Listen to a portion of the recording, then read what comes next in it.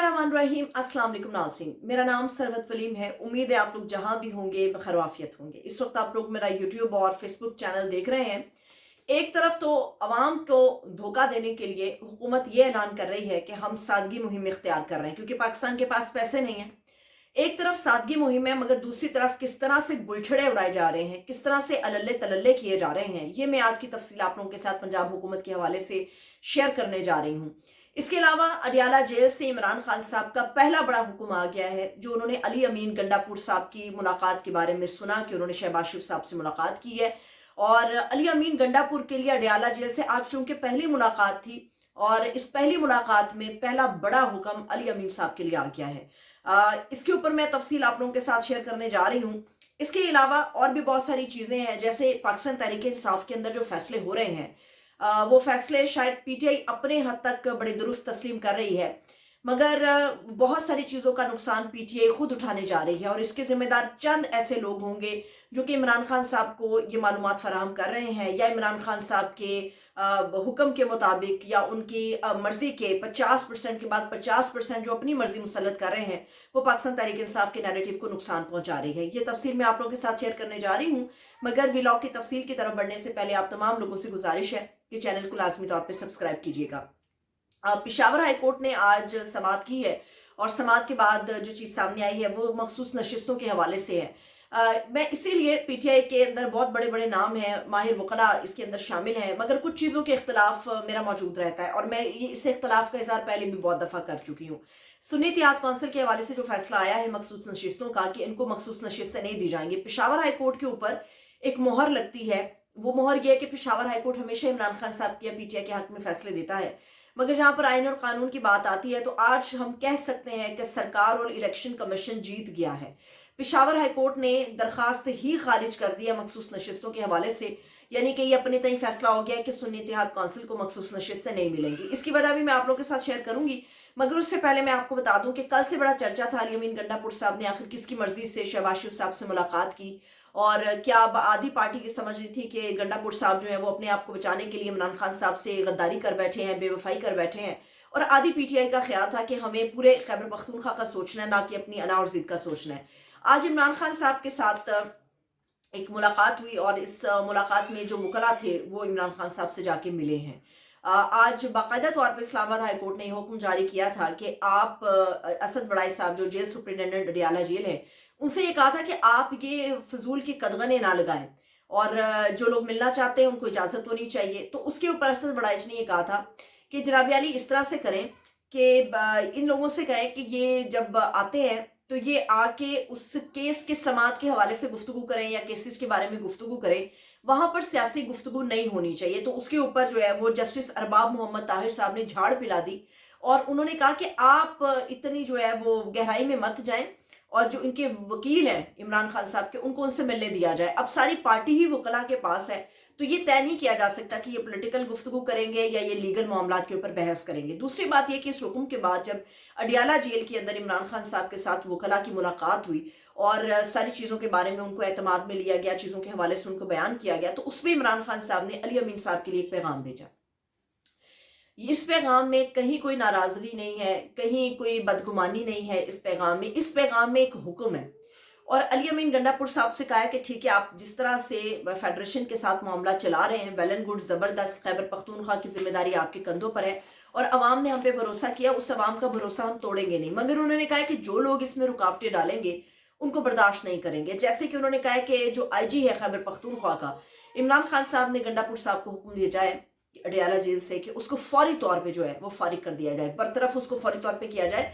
ऐसा आईजी खैबर पख्तूनख्वा में नहीं होना चाहिए जो पोलिटिसाइज हो और सियासी बुनियादों के ऊपर जो है वो कार्रवाई अमल में ला रहा हो। ये पहला हुक्म है अडियाला जेल से जो इमरान खान साहब का है। दूसरा, उन्होंने कहा है कि पाकिस्तान के अंदर जो पूरी इमारत खड़ी है वो झूठ के ऊपर खड़ी है, और बचपन से किताबों से लेके हमारे बूढ़े आओ अजदाद, हमारे जो बूढ़े खानदान के बुजुर्ग होते हैं, हमेशा उनसे सुनते आए हैं कि जो झूठ की बुनियाद पे जो इमारत तामीर की जाती है वो धड़म से गिरती है।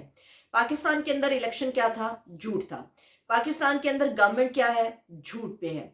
पाकिस्तान के अंदर जो सिक्योरिटी थ्रेट इमरान खान साहब के ऊपर की बात की जाती है वो झूठ है। पूरे पाकिस्तान की जो एक इमारत है वो इस वक्त झूठ के ऊपर कायम है, जो धड़म से किसी भी वक्त गिर सकती है। दूसरी बात यह है کہ ایک طرف تو پاکستان کے اندر آسٹیرٹی کیمپین کی بات کی جا رہی ہے کہ جی سادگی مہم اختیار گورنمنٹ کی سطح سے ہوگی. پھر آج مریم بی بی نے ایک بڑا اچھا اعلان کیا. انہوں نے کہا کہ جو اسکول میں بچے ہیں ان کو دودھ فراہم کیا جائے, یعنی کہ ان کو پنجاب گورنمنٹ کی طرف سے ہر بچے کو جو ہے وہ اسکول میں دودھ دیا جائے گا. بڑی اچھی بات ہے, زبردست ہے, بچوں کی صحت کے لیے اچھا ہے. مگر یہ بتائیے کہ یہ جو دودھ ہے اس کے اندر ٹیکہ کتنا لگے گا سرکاری خزانے کو؟ اگر اتنا ہی بچوں کے حوالے سے خیال ہے تو دودھ کی بجائے تعلیم کو عام کریں, تعلیم کو عام کریں. اس کے لیے سرکاری اسکولوں کی جو فیسیں ہیں یا تو انہیں مکمل طور پہ ختم کریں کچھ عرصے کے لیے, اور اس کو دیکھیں کہ کتنی تعداد میں بچے اسکول میں آتے ہیں. دودھ فراہم کر دیا, چلیے آپ نے فیسیں معاف نہیں کی, وہ آپ لوگوں کی مرضی ہے. مگر جو پنجاب کی حکومت ہے, صبح یہ خبر چل رہی تھی کہ مریم بی بی نے فیصلہ کیا ہے کہ چونکہ ٹریفک کے مسائل ہوتے ہیں اس لیے وہ اپنی رہائش گاہ سے جو سی ایم آفس تک جائیں گی وہ ہیلی کاپٹر پر جائیں گی. اسی ہیلی کاپٹر کے اوپر عمران خان صاحب کے اوپر تنقید ہوتی رہی ہے کہ خان صاحب بڑے اپنے آپ کو بادشاہ سمجھتے ہیں, چند منٹ کے فاصلے کو ہیلی کاپٹر کے ذریعے طے کرتے ہیں. تو اس میں عمران خان صاحب کی طرف سے ایک ریاکشن آیا تھا کہ چونکہ ٹریفک کے مسائل ہوتے ہیں, پروٹوکول کی وجہ سے لوگوں کو مشکلات ہوتی ہیں, اس لیے یہ فیصلہ کیا گیا تھا. لیکن ابھی سے کچھ دیر پہلے مریم بی بی نے اس کو درست کیا ہے اور یہ کہا ہے کہ اس میں کوئی صداقت نہیں ہے. چلیے مان لیتے ہیں اس میں کوئی صداقت نہیں ہے. کیا انور سومرا کا جو ایک خبر ہے, کیا اس کو بھی مریم نواز صاحبہ جو ہیں وہ رد کریں گی؟ کیونکہ انور سومرا نے ایک بڑی خطرناک قسم کی خبر دی ہے.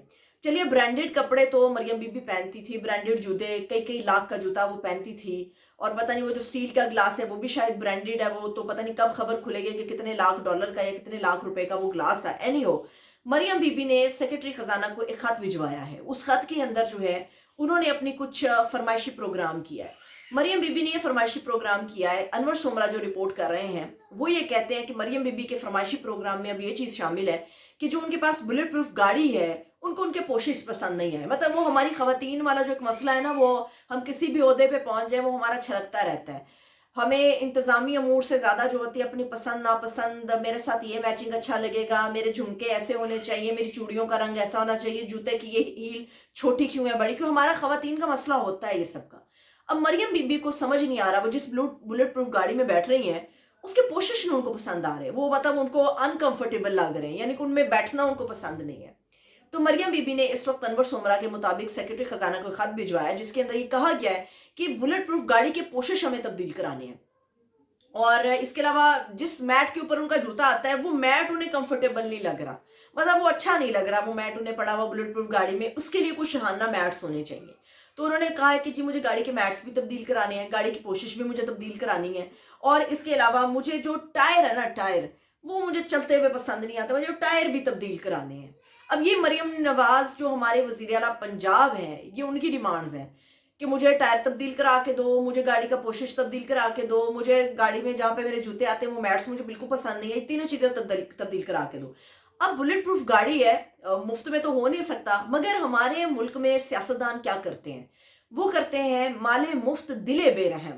ہماری یہ ٹیکس پیئرز کی منی ہوتی ہے, وہ ان کے لیے مال مفت ہوتا ہے. جب کسی کا مفت کا مال ہو تو اس کے اوپر دل تو ویسے ہی بے رحم ہو جاتا ہے, اور سیاستدانوں کا تو دل اکثر ہی بے رحم رہتا ہے. اس کے لیے جو ڈیمانڈ بھجوائی گئی ہے پیسوں کی, آپ سنیں گے تو کانوں سے دھوئیں نکل جائیں گے آپ لوگوں کے. مریم بی بی نے ڈیمانڈ بھجوائی ہے, انہوں نے کہا ہے کہ جی 2,72,38,200 روپے, یہ ڈیمانڈ ہے مریم نواز صاحبہ جو ہماری وزیر اعلیٰ پنجاب ہے, کہ کروڑوں روپیہ جو ہے نا فٹافٹ چٹکی بجاتے خزانے سے نکال کے دو, کیونکہ میں نے اس گاڑی پہ سفر کرنا ہوتا ہے. وہ گاڑی جو ہے بلٹ پروف, اس کی مجھے پوشش پسند نہیں ہے, رنگ ان کا پسند نہیں ہے. وہ ممکنہ طور پہ جس گاڑی میں بیٹھتی ہیں ہو سکتا ہے ان کے کپڑوں کے رنگ آج کل کچھ ایسے زیادہ تبدیل ہوئے ہیں کہ وہ گاڑی کے پوشش کے ساتھ میچ نہیں کر رہے, ان کو پسند نہیں آ رہے, تو اس لیے وہ تبدیل کرانے بہت زیادہ ضروری ہیں.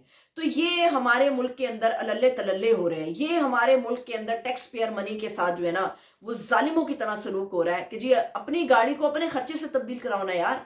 آپ کو گورنمنٹ کی سطح پہ آپ کے عہدے کے حساب سے تنخواہ تو ملتی ہوگی, آپ اپنی تنخواہ کے حساب سے اس کو کیوں نہیں تبدیل کرا سکتے؟ اور دنیا میں کون سی گاڑی ہے بھائی جس کے اوپر کروڑوں روپیہ لگتا ہے کہ جی اس کے پوشش تبدیل کرانے ہیں؟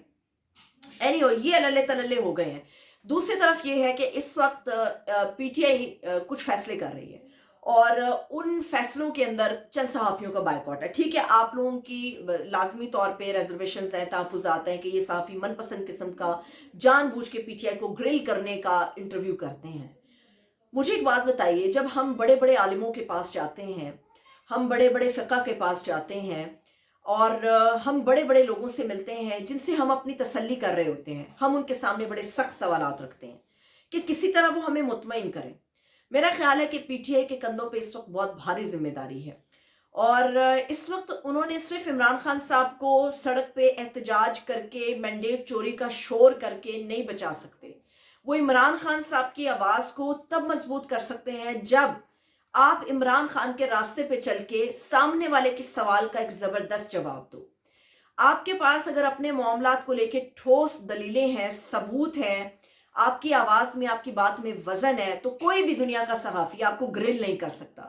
عمران خان صاحب نے مشکل حالات میں بی بی سی کو انٹرویوز دیے، سی این این کو انٹرویوز دیے، جی ڈبلیو کو انٹرویو انہوں نے دیا، دنیا کے بڑے بڑے جو صحافی ہیں ان کو انٹرویو دیے، بڑے بڑے جو جریدے ہیں ان کو انٹرویو دیے، مگر کبھی وہ اپنے ویژن اور اپنے سٹانس پہ گھبرائے نہیں. آپ نے ہر سوال کا جواب دیا عمران خان نے. تو ایسی کیا مشکل ہے کہ عمران خان صاحب کے جو کھلاڑی ہیں، جو سپاہی ہیں، وہ گیند آتے ہوئے اس کو چھکا چوکا لگاتے ہوئے پریشان ہوتے ہیں. اس وقت پی ٹی آئی نے فیصلہ کیا ہے کہ سلیم صافی صاحب جو جیو کے سینئر اینکر ہیں ان کا بائیکاٹ کیا جائے، شاہ زیب خانزادہ صاحب جو ہیں ان کا بائیکاٹ کیا جائے، کامران شاہد کا بائیکاٹ کیا جائے، عادل شاہ زیب کا بائیکاٹ کیا جائے، اور منیب فاروق کا بائیکاٹ کیا جائے. اس کا مطلب یہ ہے کہ جب آپ ان صحافیوں کو کچھ بھی کہہ سکتے ہیں، آپ ان کو لفافہ کہیں، آپ ان کو جو بھی کہیں، مجھے اندازہ ہے کہ یہ باتیں ہوتی ہیں. مجھے یہ بتائیے، جب ایک صحافی آپ سے سوال کرتا ہے، چاہے وہ کسی بحث پہ کرتا ہے، جب آپ کسی ٹی وی چینل پر جا کر بیٹھ کے اپنے مقابل جو سیاستدان ہوتا ہے، مخالف جو سیاستدان ہوتا ہے، جب آپ اس کے ساتھ جھگڑا کر سکتے ہیں، اس کے سوال کے اوپر ایک آپ جواب اس کو فٹافٹ دے سکتے ہیں، تو صحافی کے سوال سے کیوں گھبرانا ہے؟ پی ٹی آئی کو اپنے معاملات کو مضبوط کرنے کی ضرورت ہے. عمران خان صاحب کو پہلی کوریج نہیں مل رہی، عوامی سطح پر جو ہو رہا ہے سو ہو رہا ہے، مگر ہمیں اس میڈیا کے ذریعے، الیکٹرانک میڈیا کے ذریعے دنیا میں آواز کو اور بھی پھیلانا ہے. تو اس کے لیے بائیکاٹ نہیں کرنا، خوشی سے اپنے موقف کو مضبوط کر کے خوشی سے ان کے پروگرامز میں شرکت کریں. اگر سوال آتا ہے تو اس کا آپ لاجواب کر دینے والا جواب پیش کریں. تو کس کی ہمت ہے کہ پی ٹی آئی کو گریل کرنے کی کوشش کرے گا؟ مجھے اجازت دیجیے، اپنا بہت سا خیال رکھیے. خدا حافظ.